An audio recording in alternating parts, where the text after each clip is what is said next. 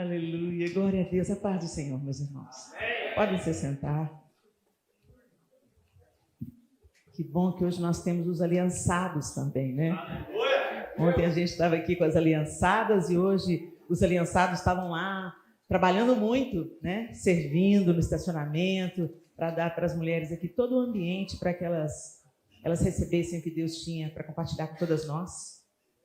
E hoje nós estamos aqui, para a glória de Deus, juntos, como família representada neste lugar. E é impossível a gente falar sobre aliança e não nos lembrarmos de que foi Deus que propôs a aliança. É tão lindo, porque quando a gente vê a aliança que Deus faz com Abraão, naquela época, na antiguidade, selava-se alianças com sangue. Então, ele dá uma ordem para que Abraão partisse aqueles animais ao meio, exceto os menorzinhos. E como as carcaças dos animais estavam ali partidas ao meio, ele ficava enxotando para as aves de rapina, para elas não virem. E aí ele ficou muito cansado. E um pesado sono veio sobre ele. E ele adormeceu. E veio um fogo e passou entre as partes, dizendo, essas partes separadas significa uma aliança, eu tenho a minha parte, você tem a sua parte. E se faça com esses animais, se faça conosco o que foi feito com esses animais, se nós quebrarmos essa aliança. Era isso que, de uma maneira geral e simplificada, significava isso. Mas Deus colocou Abraão para dormir. Porque mesmo quando a gente quer ser fiel, a gente também falha. A gente também é limitado pela nossa humanidade. Mas aquele que não falha, fez aliança pelos dois. Ele vem e passa o fogareiro no meio daquelas partes e ele está assumindo também a parte de Abraão, já como um prenúncio daquilo que ele mesmo iria fazer, derramando o seu próprio sangue para nos reconciliar consigo mesmo, né? Então, quando a gente pensa sobre isso, a gente pensa no convite que Jesus nos fez. Abra sua Bíblia comigo. Em Marcos. O Evangelho de Marcos, capítulo 8.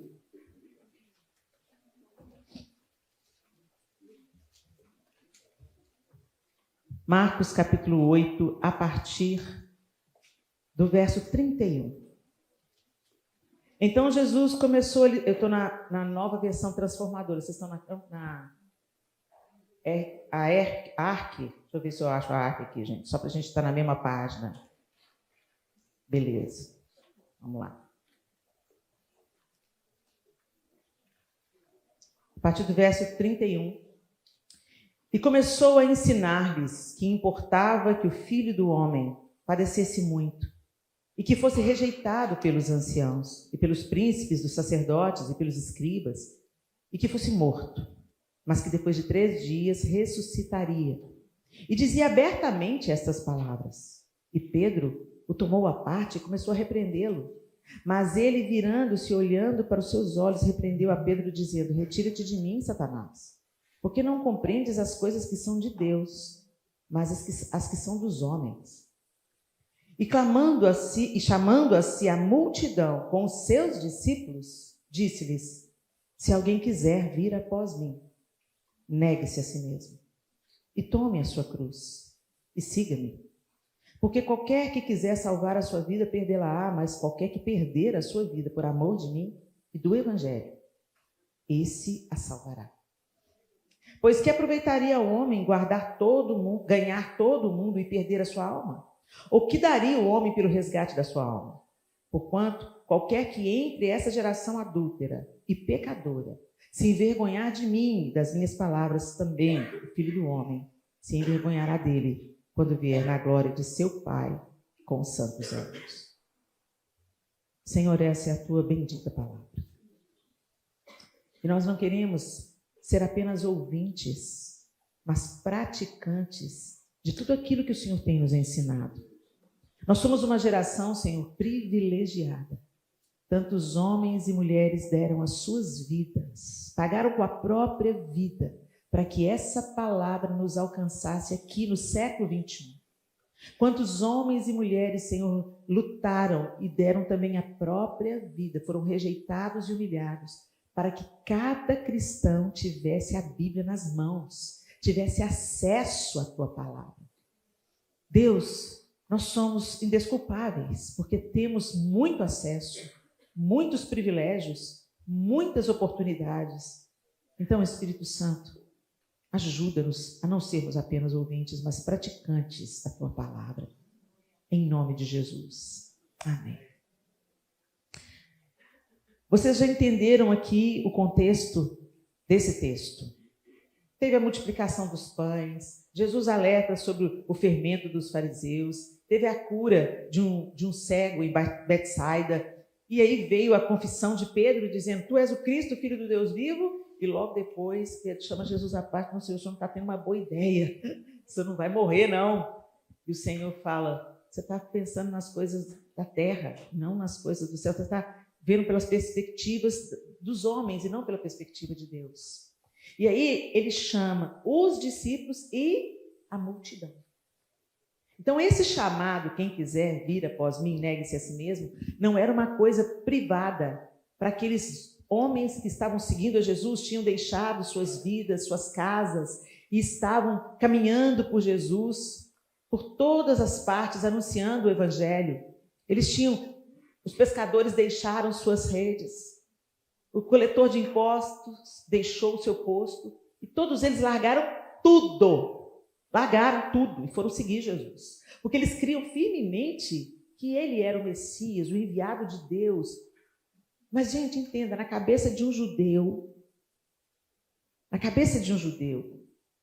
a promessa do Messias era sobre a restauração de um reino. Mas eles entenderam isso literalmente, como se fosse a restauração do reino humano, o reino de Davi. Israel tinha vivido toda a sua glória e poderio com Davi, e logo depois com Salomão. Vinham reis de toda a terra conhecer a sabedoria de Salomão, as riquezas de Israel. Era algo tremendo. E depois, só confusão.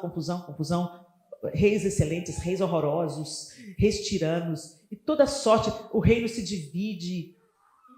Israel esperava, tinha expectativa de um Messias que iria unificar as tribos novamente, que iria se manifestar grandemente, que iria erguer Israel novamente como uma grande potência política, militar. Mas o reino do qual Deus falava era outro bem diferente. É um reino que não é preso por partidos, nem por riquezas temporais. É um reino eterno. E ele reina e reinará para sempre. E a gente não pode esquecer que todos eles eram judeus. Jesus era judeu, todos os discípulos eram judeus. Aquela multidão que eu seguia, a maioria, naquele período ali, a maioria deles eram judeus. Eles tinham a expectativa do Messias, viam que Jesus manifestava milagres, que falava como Messias e passaram a segui-lo. Mas Jesus não foi o único Messias que se levantou naquela época. Outros líderes políticos que levantavam, eles achavam que era Messias também. Então era assim, deixava tudo seguir. Daqui a pouco, esse aí morria. Aí eles, não era não, vamos voltar para a vida. Aí vocês entendem o que Jesus estava falando que ia morrer? Pedro se sente ameaçado. Não, o Senhor não é como os outros. O Senhor não vai morrer. O Senhor é o Messias de verdade. Eu vi os milagres que o Senhor fez, eu vi o Senhor levantando o morto. É claro que o Senhor é o Messias. O Senhor tem todas as características do Messias. Eu acabei de falar, tu és o Cristo, filho do Deus vivo. Que ideia é essa que o Senhor vai morrer igual aos outros? Ele ainda não tinha entendido. Aliás, naquelas alturas, gente, eles não entendiam tanto de coisa. Depois que o Espírito Santo foi dado a esses homens, tudo mudou, né? Por isso que o Espírito Santo, ele que nos convence. A gente pensa que você pensa que assim, escolheu Jesus. Ele teve misericórdia de você. O Espírito Santo abriu os seus olhos, o seu entendimento, para que você visse, cresce. Por isso que a obra do Espírito é convencer. A nossa obra é anunciar e viver de maneira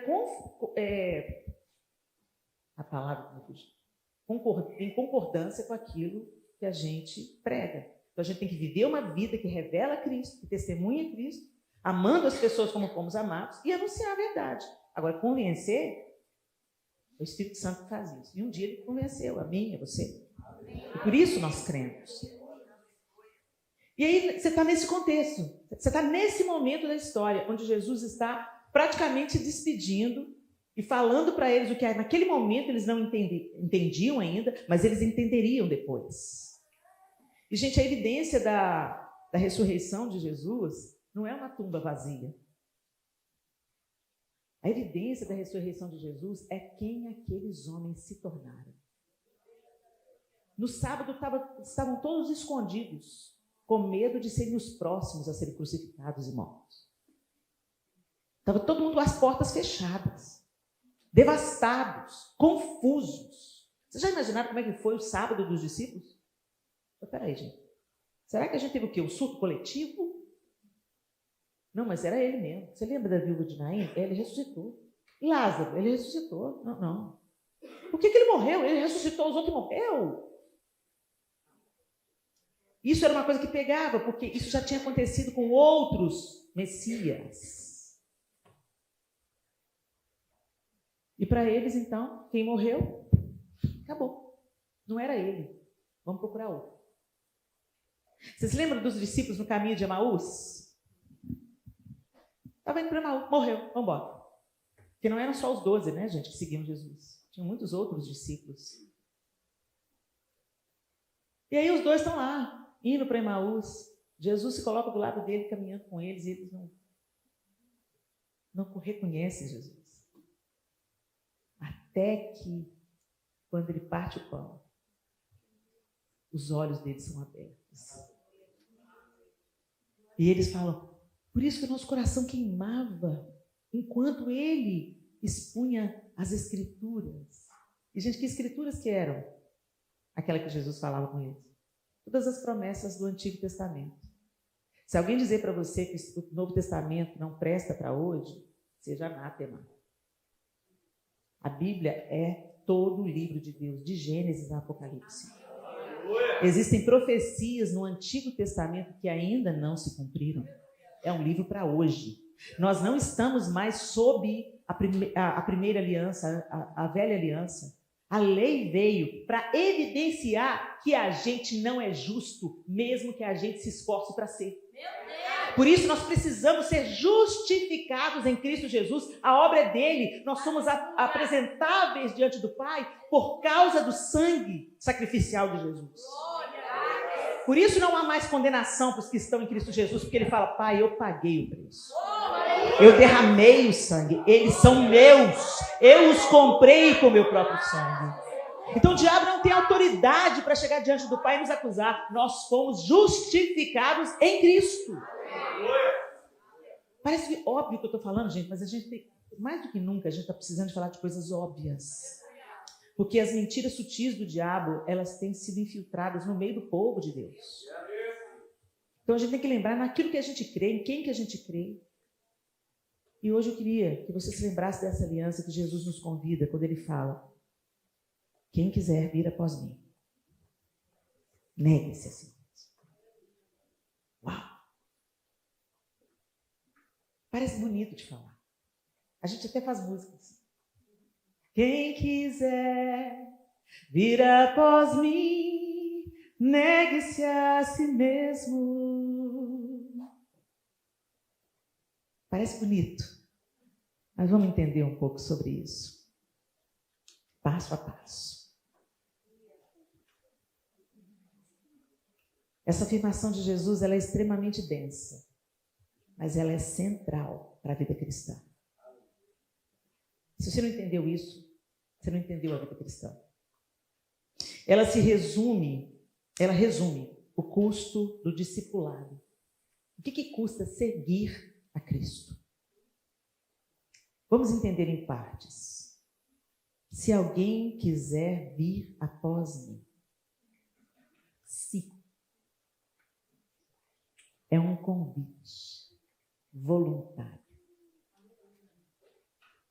Quando alguém aqui nos Estados Unidos, vocês têm a prática, né, vai pedir a moça em casamento, e isso agora já no Brasil também, que bom que invitaram uma coisa boa, né, gente? Invita Halloween, invita coisa boa, né? Ação de graças, e os rapazes ficam de joelhos, né? Para fazer a proposta, Coisa linda que é. Meus filhos ficaram de joelhos para pedirem suas amadas em casamento. Ele convida. Então, a noiva tem o direito daquela hora de falar.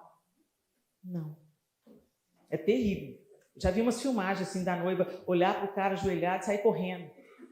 Porque Jesus, cura esse menino, cura esse menino, cura esse menino, Senhor. E ela fez isso na frente de uma multidão. Jesus amado. Eu acho que esse menino levou ela para a multidão para ela pensando, ela não vai ter coragem de dizer não. Mas enfim, é um convite. E ali é a hora de você decidir.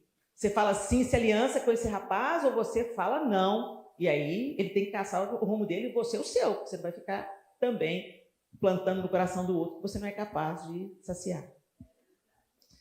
Jesus não força ninguém, gente. Ele diz, quem quiser. Se alguém quiser vir após mim.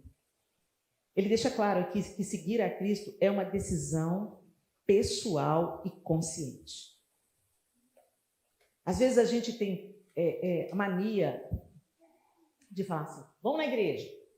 Faz parte do nosso ritmo, né? A gente traz um convidado à igreja e aí tem um momento do apelo.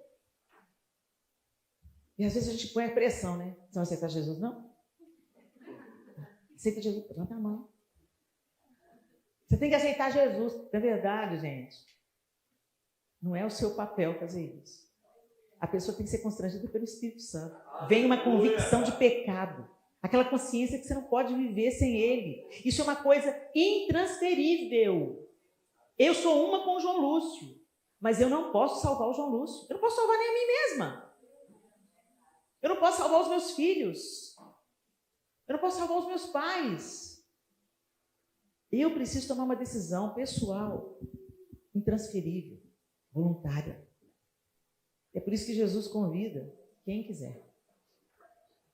Quem quiser. Um dia você ergueu sua mão, caiu em lágrimas, teve consciência dos seus pecados, convicção deles, se arrependeu amargamente. E arrependimento não é só choro, arrependimento é mudança de direção, de mentalidade, mudança de vida. Mas isso mostra pra gente que o discipulado não é uma obrigação religiosa, gente. Mas um chamado para os que desejam andar com Ele. Andar com Ele. Pedro podia ter dito, o Senhor é o Messias mesmo. Eu vi o que o Senhor fez com os peixes, hein? Eu vi. Então vem, me segue. Não, Jesus, eu vou ficar aqui de boa, trabalhando. Eu sustento o seu ministério. Eu mando um dinheiro para o Senhor. Mas eu preciso sustentar minha família. Gente, é muito doido quando a gente imagina que esses homens largaram a vida para seguir Jesus. Quando a gente vai assistir The Chosen, não sei se vocês assistiram aqui, assistem, a gente vê isso muito bem ilustrado, né? Eles tinham uma vida. Pedro tinha família. Era casado, tinha uma esposa. Mas é lindo como até a esposa falava, segue, ele é. Né? É lindo demais. Então, de uma certa forma, a esposa também estava seguindo a Cristo, né? Que ela abençoou Pedro. Depois ele traz Jesus para dentro da própria casa, cura a sogra, Jesus cura a sogra. Jesus visita a nossa casa, visita a nossa família se nós andamos com Ele. Mas para salvar, você vê, ele não curou. A sogra de Pedro não se curou porque Pedro era discípulo. A sogra de Pedro foi curada porque Jesus entrou na casa, tomou ela pela mão e levantou ela. E ela passou a servi-lo depois disso. Então, mesmo aquelas pessoas que moram com você está tentando forçar a barra, lembra. O convite de Deus é um chamado. É voluntário, é individual. O que a gente pode fazer por aqueles que a gente ama, pelos nossos filhos, ensiná-los no caminho que devem andar, não apenas com as palavras, mas com a vida. E orar por eles. Jesus se revele a eles, se revele a eles, se revele a eles. Às vezes você fica angustiado, e eu quero dar uma palavra para as mães especificamente, uma palavra que eu recebi de Deus. Mães ficam angustiadas pela salvação dos filhos, principalmente quando a gente vê que eles estão tomando uma direção errada. Não se deixe esmorecer, não se deixe desanimar, não se deixe abater. Continue de joelhos, gere seus filhos com seus joelhos agora. Eu vou compartilhar uma palavra que Deus me deu, que tem me mantido de pé desde então. Quem muito é perdoado, muito ama. Seu filho vai amar a Deus mais do que você ama.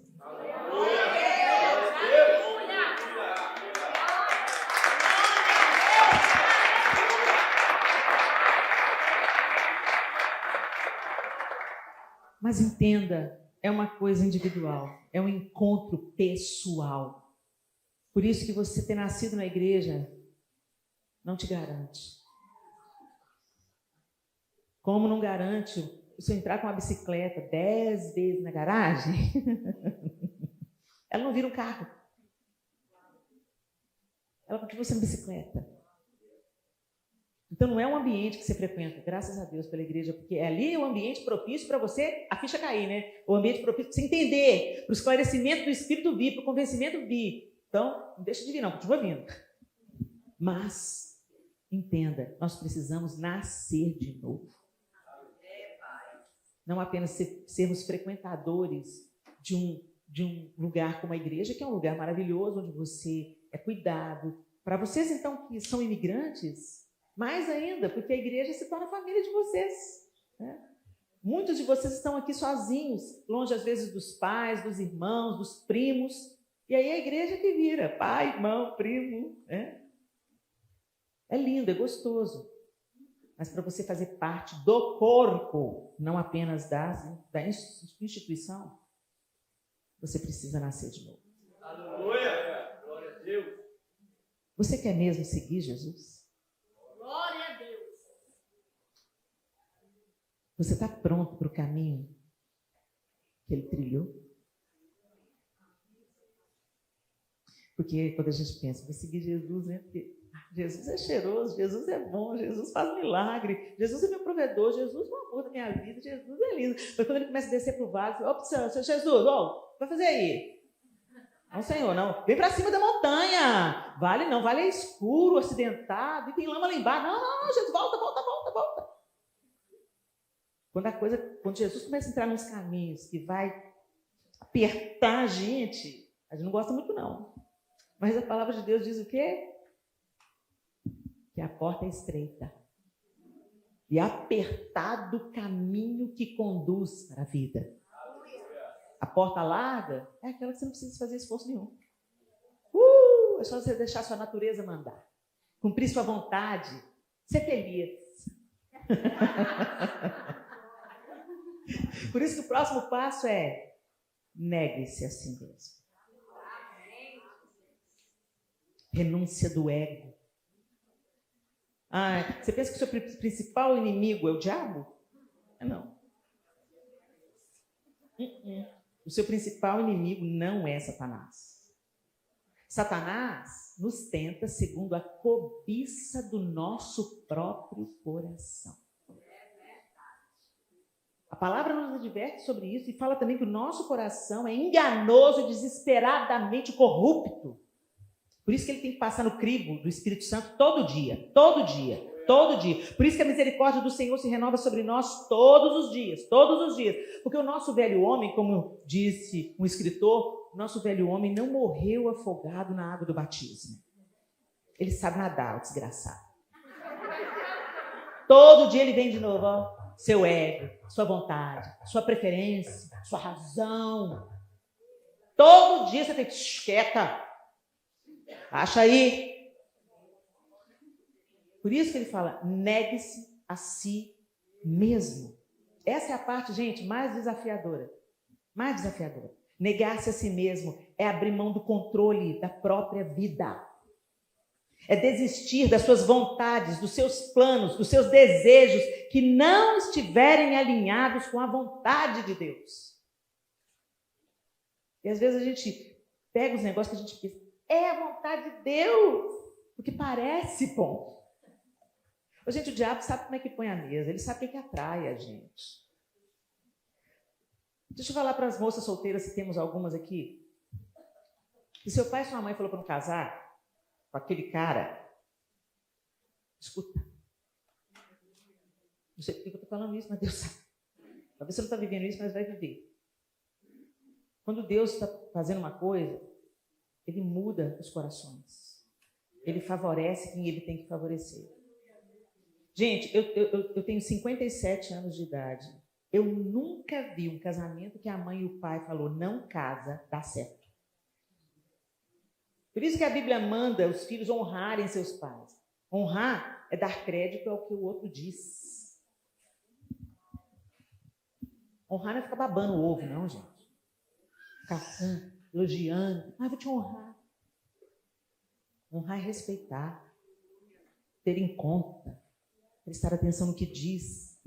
Acatar, muitas vezes, o conselho. Ponderar naquilo que é dito. Mas, às vezes, a gente quer tanto uma coisa, e eu estou usando aqui o casamento como uma ilustração, mas a gente quer tanto uma coisa, e quando a gente quer muito uma coisa, a gente quer encaixar ela na vontade de Deus. Vocês lembram da história da Cinderela? As irmãs queriam porque queriam que o pé delas, enorme, cabesse na sapatilha da Cinderela. E elas forçavam o pé. Não é o seu pé, não entra o sapatinho. Você não é a pessoa certa. Mas a gente fica tentando forçar o pé em sapatos que Deus não tem para a gente. O convite dele, o primeiro convite, se você quiser, para me seguir, você tem que negar você mesmo. Como ele teve que negar a si mesmo. Ele não está te pedindo nada que ele não tenha feito. Abre lá, Filipenses capítulo 2. Filipenses capítulo 2. Portanto, se há algum conforto em Cristo, se há alguma consolação de amor, se há alguma comunhão no Espírito, se há alguns entranháveis afetos e compaixões, completai o meu gozo, para que sintais o mesmo, tendo o mesmo amor, o mesmo ânimo, sentindo uma mesma coisa. Paulo está falando à igreja em Filipos.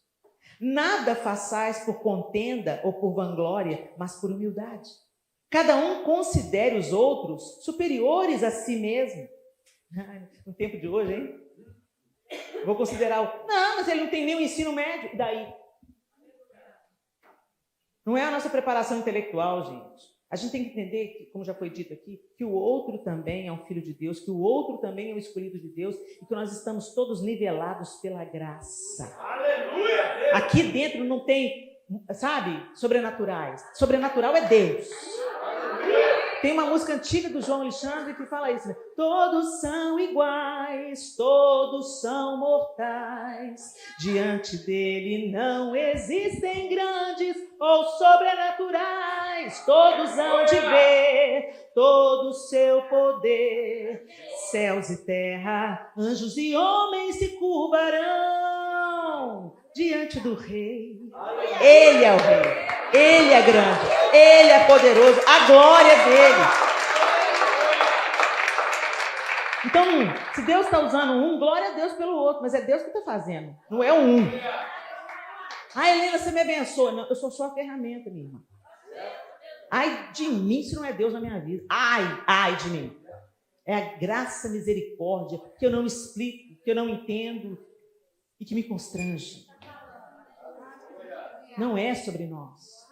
Longe de nós todo orgulho espiritual. O pior orgulho que tem é o espiritual. Quando você pensa que você é melhor do que os outros, porque você está no modelo. Quando você começa a achar que você está no modelo, já perdeu. Quando você começa a achar que é humilde, já perdeu. A humildade é uma qualidade que você nunca vai reconhecer. O dia que você pensa, não, até que eu sou humilde, hein? Caiu. Eu sou, Helena, você é tão humilde? Sou não. Vai lá em casa para você ver. Nada façais por contenda ou vanglória, mas por humildade. Cada um considere os outros superiores a si mesmo. Por isso que, mulheres, nós não precisamos de temer submissão, não. Porque isso não é chamado para as mulheres, não. São chamados para o cristianismo. Sujeitai-vos uns aos outros. Submissão, o próprio Jesus ensinou com a vida dele. Ele se sujeitou. Por que eu não vou me sujeitar? Sabe o seu tupete grande, linda? Deixa o Cordeiro de Deus aparar ele.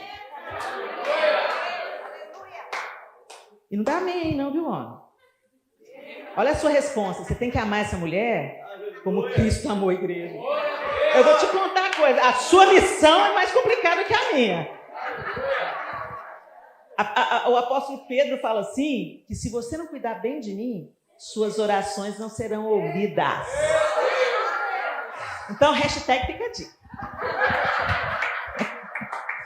Não atente Não atente cada um para o que é propriamente seu, mas cada um também para o que é dos outros. Não é sobre mim, é sobre nós. Aleluia. Por isso que pai é nosso, não é pai meu que está no céu. Deus tem um propósito para mim, Deus tem um propósito para nós. Sabe, a gente tem uma mania de pensar que Deus é só nosso. Que tem um chamado especial para mim. Ele tem planos para você, mas os planos que ele tem na sua vida é para algo maior do que você. Ele te alcança, te atravessa e transborda. Não é só sobre nós. Quando Deus me alcança, ele afeta a minha casa, ele afeta o meu trabalho, ele afeta a comunidade onde eu vivo. Se ele me alcança de verdade, eu vou transbordar. Lá, quando você vai em Israel, você vê que o Mar da Galileia, o Rio Jordão, eles fluem, eles jorram, eles recebem água e liberam água. Recebem água e liberam água. O Mar Morto não. O Mar Morto só recebe. Não tem vida no Mar Morto. Não tem peixe no Mar Morto.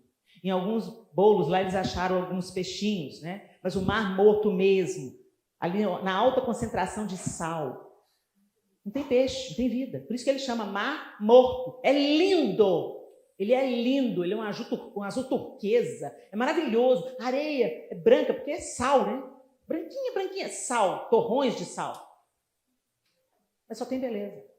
É morto. Isso mostra pra gente da vida. Se você só retém, é só sobre você, é só sobre o seu umbigo, o seu chamado. É sobre nós. É o reino de Deus. De sorte que haja em vós um mesmo sentimento que houve também em Cristo Jesus, que sendo em forma de Deus, não teve por usurpação ser igual a Deus. O que isso significa? Ele sabendo que ele era Deus, ele não se apegou a isso. Ele sabia que era Deus, mas não foi nisso que ele se apegou. Ele se esvaziou da sua divindade. Que sendo em forma de Deus, não teve por usurpação ser igual a Deus, mas aniquilou-se a si mesmo, tomando a forma de servo, fazendo-se semelhante aos homens. Só o fato deles, o verbo de Deus ter se tornado carne, já é humilhação suficiente.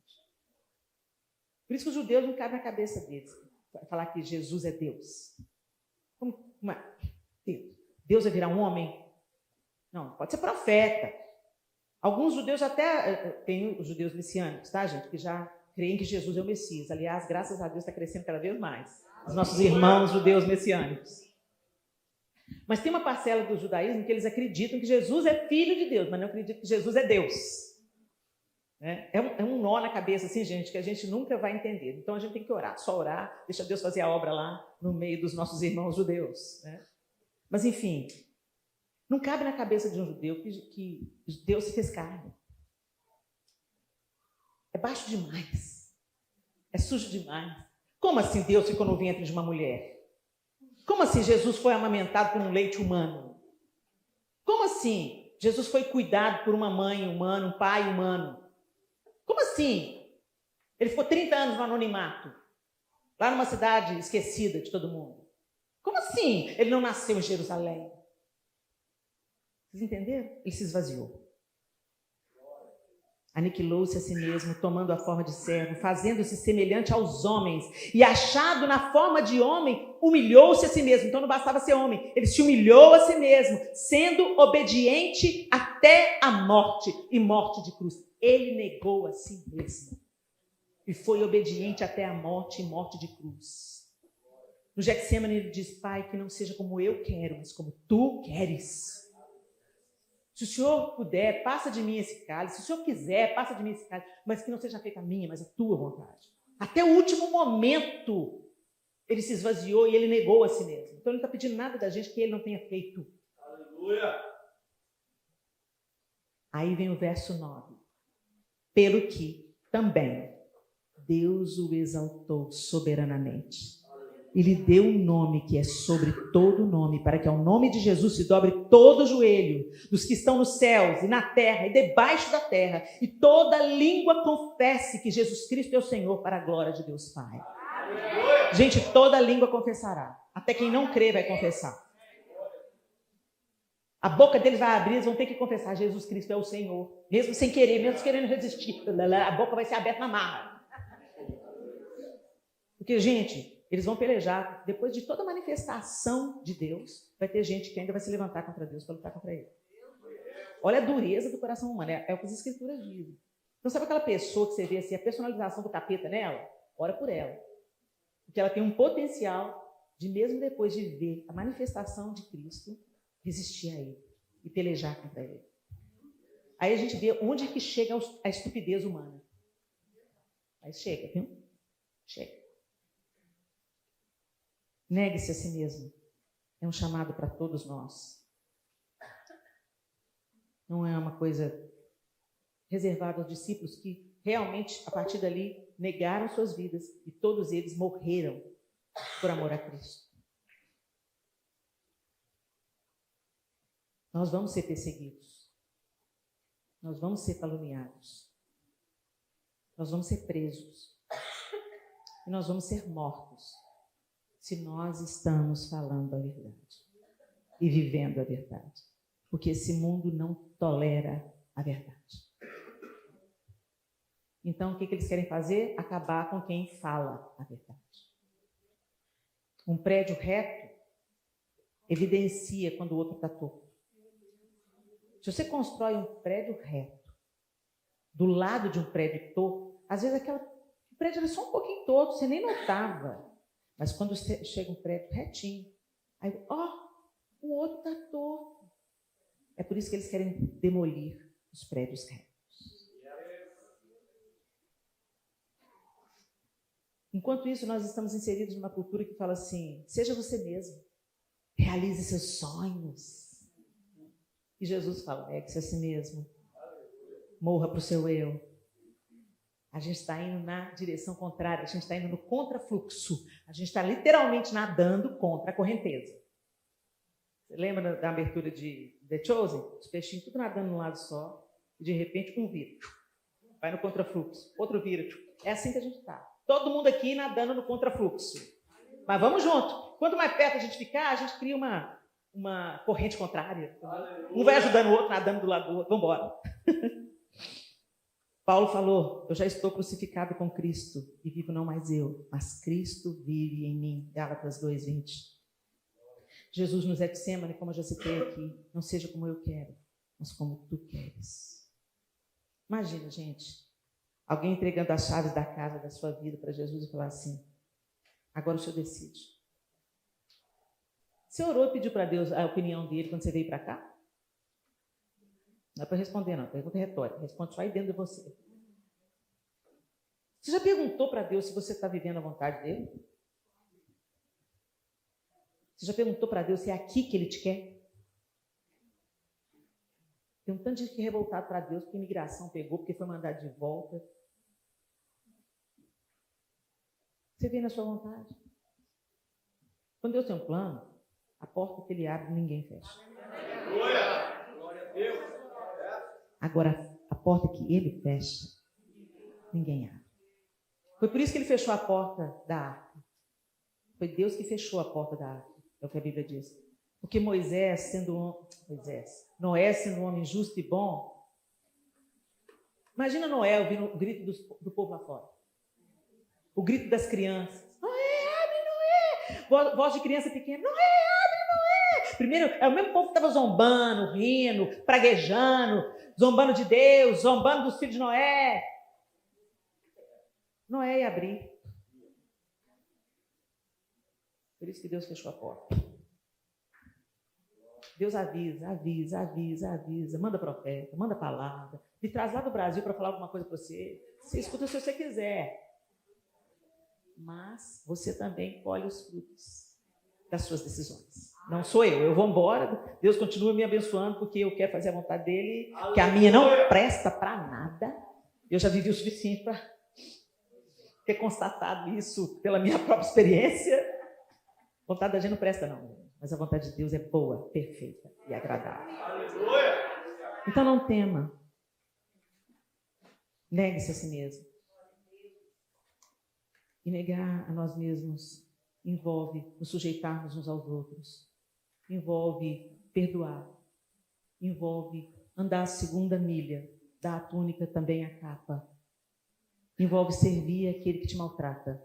Que isso, Helena? Você está fazendo apologia ao abuso? Não. Judas veio beijar Jesus para entregá-lo. E Jesus chama Judas de amigo. Aqui vens, amigo. Ele não estava sendo irônico. Ele estava dizendo, o que você está fazendo comigo, Judas, não muda quem eu sou. Você vai colher das suas próprias escolhas. Você vai prestar conta do que você está fazendo comigo agora. Mas isso não muda o meu amor por você e a esperança de redenção. Até o último momento eu quero que você saiba, eu te amei. E ele é o nosso modelo, gente. Tome a sua cruz. Assumir o custo. A cruz no tempo de Jesus, gente, não era um símbolo bonito. Hoje a gente coloca no pescoço, né? Bonito. Principalmente, né, aquela cruz que é... Eu tenho uma cruz cheia de pedras, né? Que cruz glamurosa é essa? Toda bonitona. Aquelas pedras maravilhosas. Brilha quando brilha a luz. Mas a cruz era um símbolo de vergonha, de escárnio, de sofrimento. Graças a Deus por esse símbolo, porque ele é o significado, é o símbolo da nossa redenção.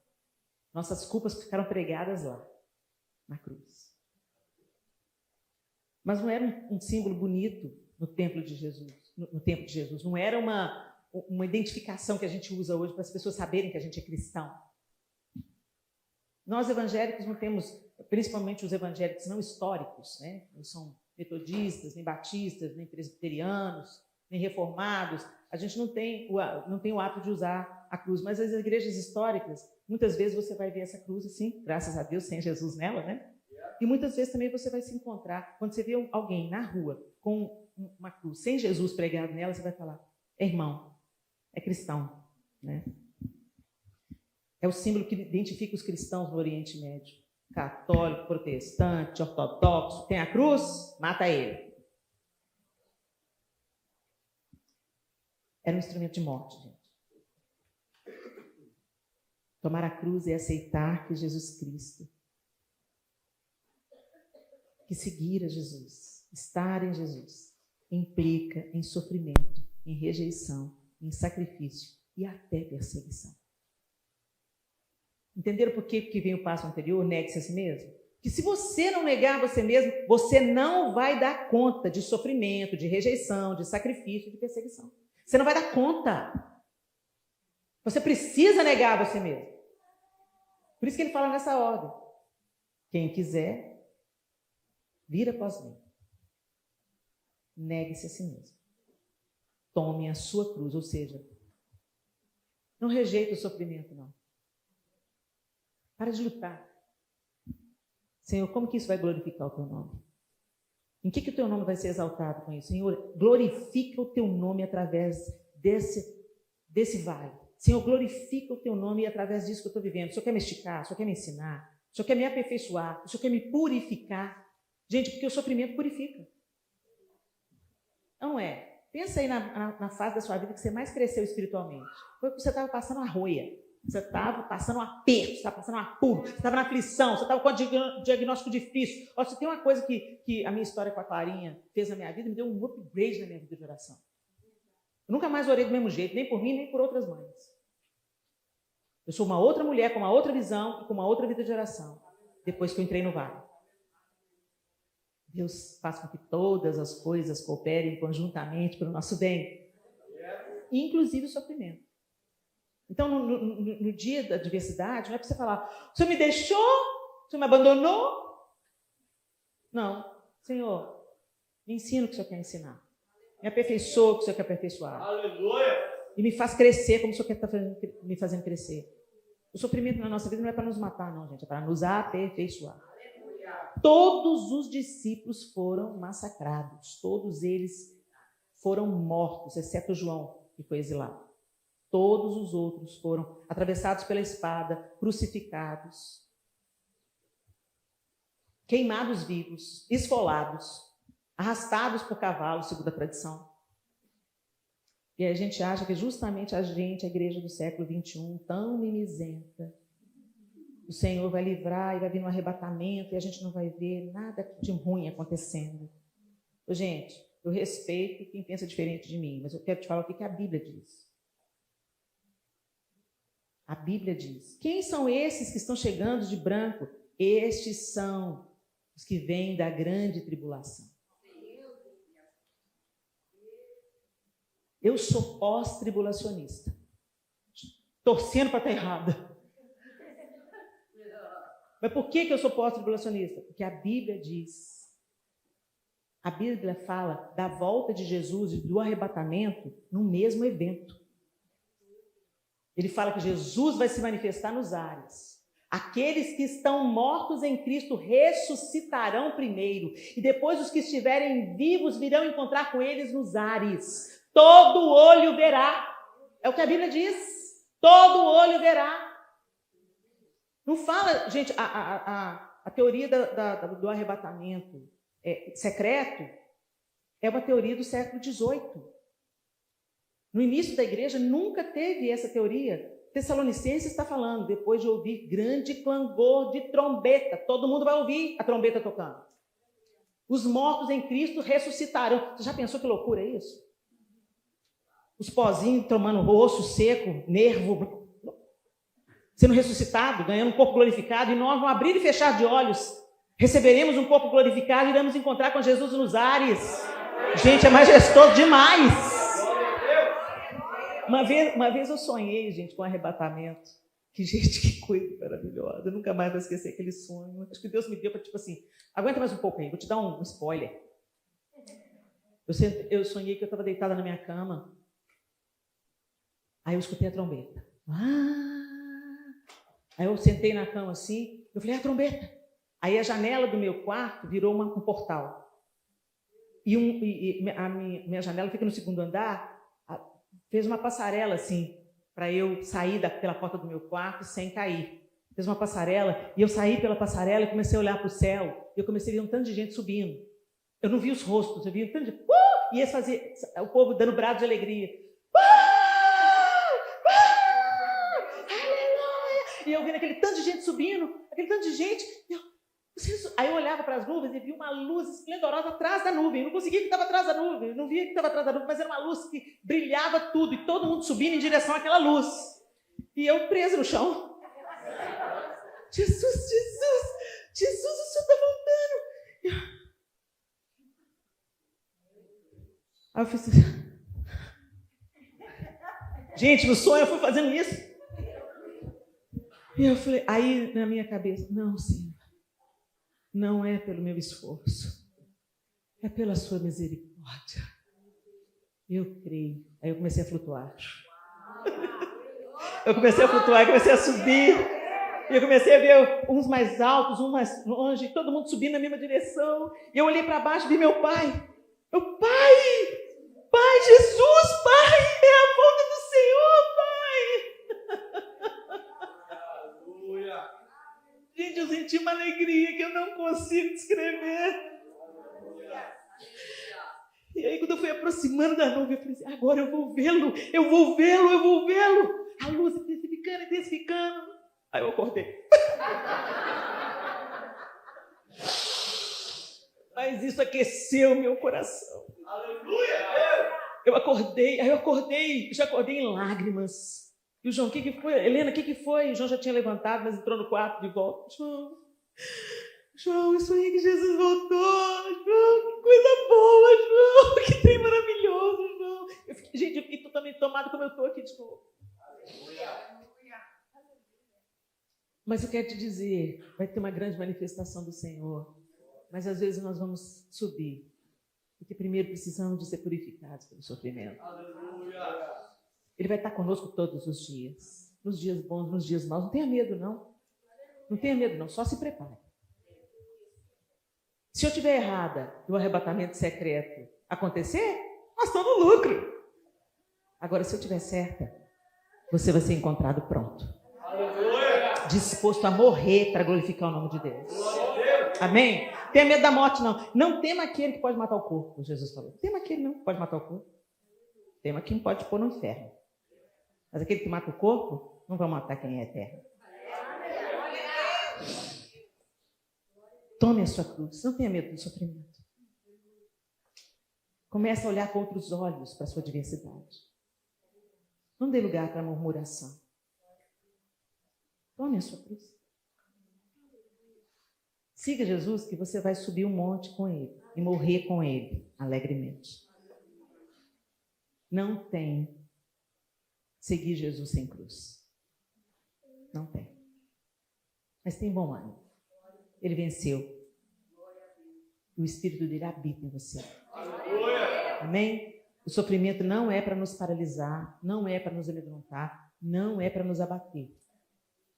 Como a gente canta, né? Aquela música. A perseguição não parou a igreja. Que não seja só música, gente. Abatidos, mas não destruídos. Estamos de pé. Não caminhamos pelo que vemos. O que nos move é o que nós cremos. Nação santa. Somos a igreja, vivemos por fé, estamos de pé.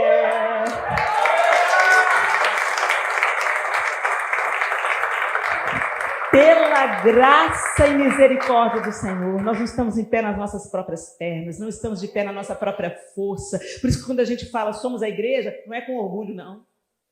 Nós somos a igreja, ou seja, a gente tem dono. Nós pertencemos a Ele. Se você mexer com a gente, você está mexendo com Jesus. Vocês lembram quando ele falou com Paulo? Por que me persegues? Paulo não estava perseguindo Jesus, estava perseguindo a igreja. Mexeu com a gente, mexeu com Jesus. Então quando a gente canta, somos a igreja, não é com triunfalismo barato, não. É com a consciência de que se Deus é por nós, quem será contra nós? É atrás dele que nós nos escondemos. Amém? E siga-me. Obediência contínua. Não é obediência de vez em quando, obediência de um dia. É buscar obediência todo dia, obedecer nas grandes decisões, obedecer nas pequenas coisas. Sabe aquela hora que, gente, a gente gosta de fofocar. A gente gosta. Confesse. Quando alguém fala assim, você viu o que aconteceu? Raramente alguém que já está mais maduro na fé vai falar. Não sei, não quero saber. É para orar? Vou orar. Quer saber? Não precisa me contar, não. Mas se você ainda não chegou nessa estatura, você vai falar assim, não, o quê? Aí a pessoa, não, melhor eu não contar. Não! Você ajoelhou, agora você ora. Agora você me deixou curiosa. A gente gosta, sabe, de saber da vida alheia. Mas não é isso que o Senhor aprova. Quando ele fala para a gente se importar uns com os outros, é para a gente aliviar os sofrimentos dos outros. Não é para a gente julgar os outros, ou para a gente expor a nudez dos outros para o outro, porque hoje é ele, amanhã pode ser eu. E eu não vou querer a minha nudez exposta. O amor de Deus cobre multidão de pecados.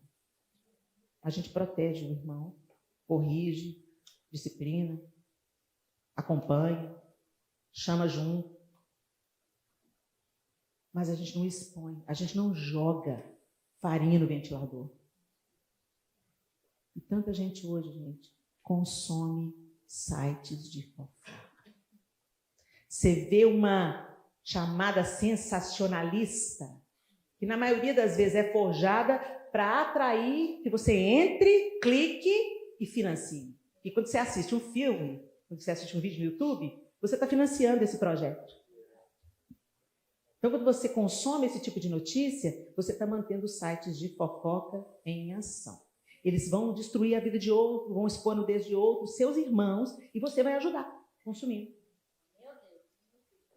A obediência deve ser nas pequenas coisas. Na hora que você vê a notícia, você não quer saber.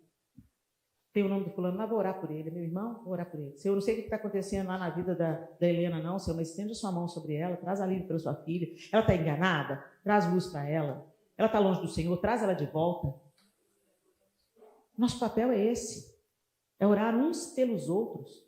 E não nos assentar na roda dos escarnecedores para zombar os nossos próprios irmãos. Ah, Helena, mas isso aí nem é irmão, não. Isso aí é bode, é joio. Não preocupa não. O bode e o joio mostra a sua cara, você vê e pronto. Aprende com ele a não ser. Aprende a não ser bode, aprende a não ser joio. Mas não sai expondo a vergonha do outro, não, porque a sua vai ser exposta também. O que a gente planta, a gente colhe. Então, vocês entendem por que nós precisamos de obedecer às pequenas coisas? Às vezes, para tomar uma grande decisão, a gente pergunta, Senhor, é isso mesmo que o Senhor quer? Eu vou mudar para os Estados Unidos, é isso que o Senhor quer? Eu vou me casar com fulano, Senhor, é a pessoa certa? Senhor, nós estamos querendo ter um filho agora, Senhor. Nós colocamos diante do Senhor, nos dê um filho, se for a tua vontade. A gente ora e pede a opinião de Deus para as grandes coisas, mas para fechar um negócio, para participar de uma conversa, para ir na casa da pessoa, para começar uma conversinha fiada com a mulher do outro. Vigia na vida, gente. Porque não é montanha que joga a gente no chão. É pedrinha pequena. Siga. Fala de obediência contínua. Seguir Jesus é um estilo de vida diário. Não é uma decisão isolada. Eu não sei se foi aqui ontem que eu falei, ou na outra igreja que eu ministrei ontem, que a nossa vida é feita de um dia de cada vez. Então, a maneira como você vive um dia de cada vez é como você vive a vida. Então, preste atenção no dia de cada vez. Aleluia. Se você entrar numa doença terminal, você não vai ter saudade das festas extraordinárias, dos grandes congressos. Você vai ter saudade de ir no banheiro sozinho, de comer a comida preferida. Você vai sentir falta de ter mais tempo para abraçar e para ver seus netos crescerem. A gente sente saudade. Eu vi o depoimento de uma enfermeira de UTI que acompanha pacientes terminais. Ela falou, eu nunca vi um paciente terminal tendo saudade das suas grandes conquistas, lamentando estar partindo por causa do seu dinheiro, por causa da sua fortuna. Todos eles sentem saudades de coisas simples, de coisas cotidianas, de coisas diárias. Ah, como eu queria tomar um banho. Ah, a Preta Gil, antes de morrer, ela já estava em estado grave, ela pediu o quê? Para entrar no mar. Saudade de banho de mar, saudade. Ela estava cheia de sonda e coisa e foi entrar no mar. Saudade de entrar no mar. Saudade de reclinar a cabeça no peito de quem a gente ama. Saudade de ver a próxima geração crescendo. Vontade de ficar. Saudade de poder comer a comida e sentir o gosto dela. Saudade de ir no banheiro sem precisar de usar uma sonda ou fralda. Coisas simples do dia a dia. É disso que é feita a vida toda. Então, como você vive os seus dias, define a vida que você está levando. Se você não tem a prática da oração no dia a dia, você não tem uma vida de oração. Se você não para diante de Deus no seu dia a dia, seja 5 minutos.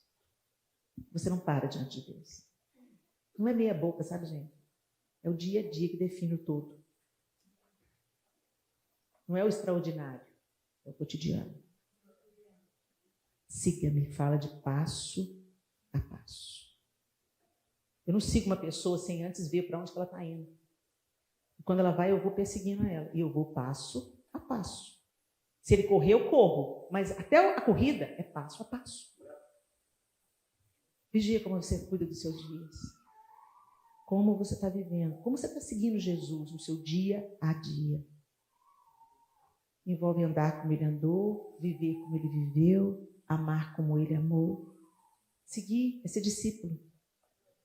Ser discípulo é ser aluno e não apenas fã. O discípulo aprende, imita, parece. O fã não. O fã idolatra. Até veste igual o artista, persegue o artista, mas é um afeto doentado. Se o artista não corresponde à expectativa, aquele amor vira ódio. Idolatria faz isso. Não é ser um admirador. Ah, admiro Jesus. Não. Você pode até admirar Jesus, mas isso não é seguir Jesus. Você pode até gostar dos preceitos da fé. Seguir a Jesus é se tornar parecido com Ele. É fazer o que Ele manda. É andar onde Ele anda. É amar o que Ele ama. Isso é ser discípulo. Por isso que todos eles morreram. E Pedro falou, pela tradição diz que Pedro pediu para ser crucificado de cabeça para baixo, porque ele não era digno de morrer na mesma posição que o mestre dele. Você está pronto para morrer? Você já viram o que está acontecendo através da morte do Charlie Kirk? Ontem eu ouvi o depoimento de uma esquerdista. E ela falando, eu acordei. Que mundo é esse que eu estou vivendo? Ela falou assim, eu estou aqui chorando por um homem que eu nunca conheci.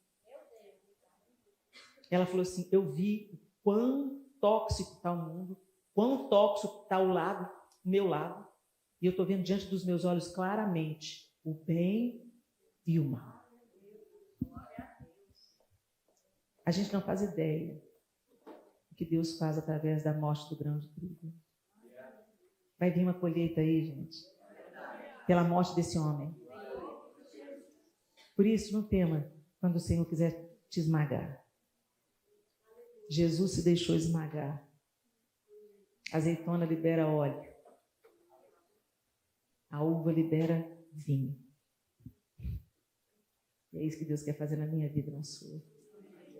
Que o nome dele seja glorificado em nós, nos dias bons e nos dias difíceis. Feche os seus olhos. Seguir Jesus vai afetar as suas decisões, os seus relacionamentos, os seus valores, os seus compromissos. Se você já era honesto, por seguir Jesus, você agora é muito mais. Se você era uma pessoa humana, generosa, por seguir Jesus, agora é um pouco mais. Se você era um bom filho, você agora é melhor. Se você era uma boa esposa, agora você é melhor. Se você era um ótimo marido, agora você é excelente. Porque o seu padrão é Cristo. O seu padrão não são os atores de Hollywood, não é a cultura vigente, não é o que está sendo ensinado na TV, na internet. O seu padrão é Cristo. Ele elevou o nosso padrão. E segui-lo significa que você vai decidir como ele, você vai ter relacionamentos como os dele, você vai ter valores formados por ele. Nos seus compromissos, você vai ser como ele. Não roube, não engane, não minta, não chegue atrasado. Seja uma bênção nessa nação. Ande pelas ruas daqui abençoando essa nação. Não pragueje contra a nação que está te adotando por enquanto. Ah, mas eu amo o Brasil. O Brasil é sua mãe biológica. Valorize a sua mãe biológica. Foi ela que Deus usou para te trazer à luz. Mas os Estados Unidos é sua mãe adotiva. Então valorize a sua mãe adotiva. Não seja um saqueador dessa nação, um aproveitador, um mamador nas tetas dessa nação. Seja um abençoador dessa nação. Seja um profeta de Deus nessa nação. Como essa nação mandou tantos profetas lá para o Brasil. Eu sou fruto de um casal americano que orou e pregou para os meus pais durante 18 anos. Eu tenho uma dívida com essa nação. E o meu jeito de pagar é falar para você que mora aqui. Quantas vezes eu quis morar? Eu ainda quero. Mas minha vida não é minha. É lá que o Senhor me quer, por enquanto. Eu tenho um irmão que mora aqui há 24 anos. E ele era o melhor da nossa casa. Eu fico grata, falando, Senhor, a nossa família restituiu aos Estados Unidos o que os Estados Unidos deu para a gente. Meu irmão hoje trabalha como conselheiro nas escolas americanas. E eu sei que Deus vai usá-lo para alcançar a vida de muitos jovens. E você? Você está aqui só para ganhar dinheiro? Mandar dinheiro para o Brasil? Acerte sua vida aqui. Pergunta para Deus, é aqui mesmo que é para ficar, Senhor? Então deixa eu abraçar minha mãe adotiva e ser grato que ela me adotou. E cuidar dessa mãe que hoje cuida de mim. Senhor, nós te bendizemos nessa manhã. Ah, Jesus. O seu chamado é tão desafiador. Quem quiser, eu quero. Quem quiser vir após mim, negue-se a si mesmo. Espírito Santo, me ajuda a morrer para o meu ego, para a minha vontade, para o orgulho, para o desejo de ser reconhecida. Ajuda-nos, Senhor, a dizer não para aquilo que o mundo fala, para a gente dizer sim. Ninguém pode humilhar quem voluntariamente se humilha. Ensina-nos esse caminho, Jesus. De negar a nós mesmos, de olhar os outros com honra, de compreender que o Pai é nosso. Tome a minha cruz. Ensina-nos através do sofrimento, das faltas, dos desafios, das pelejas. Ensina-nos a discernir a sua voz. E enquanto sermos esmagados, produzir azeite como as azeitonas, vinho novo como as uvas. Ajude-nos, Senhor, a como ser triturados como trigo, produzirmos pão. Que o nosso sofrimento glorifique o teu nome, que o nosso sofrimento leve outros até o Senhor, que as nossas adversidades apresente o nosso coração fortalecido diante do Senhor, que o Senhor nos estique, que o Senhor nos fortaleça e que o Senhor nos capacite a discernir o Senhor nos dias mais ensolarados e nos dias mais cinzentos, que a gente veja a tua face amorosa em todos eles. E siga-me. É isso que nós queremos, Senhor. Quero seguir-te. Quero viver como tu. Quero seguir-te. Dia após dia. Que o meu coração seja quebrantado,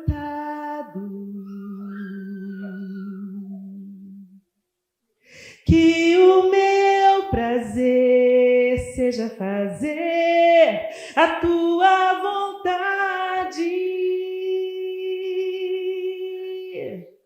que o teu amor flua em minha vida,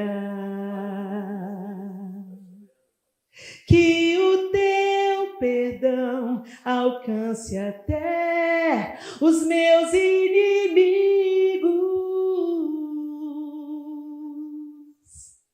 Quero seguir-te. Senhor, que não seja apenas uma canção, mas a nossa oração cantada nessa manhã. Nos ajuda, nos fortalece. Queremos seguir o teu perfume, caminhar sobre os teus passos e cumprir a tua vontade, como o Senhor cumpriu a vontade do Pai. Nós te oramos, Senhor. Oramos ao Senhor e pedimos, ajuda-nos pela tua bondade, Pai, pela tua misericórdia e graça, em nome de Jesus Cristo, teu Filho. Amém e amém. Deus abençoe você.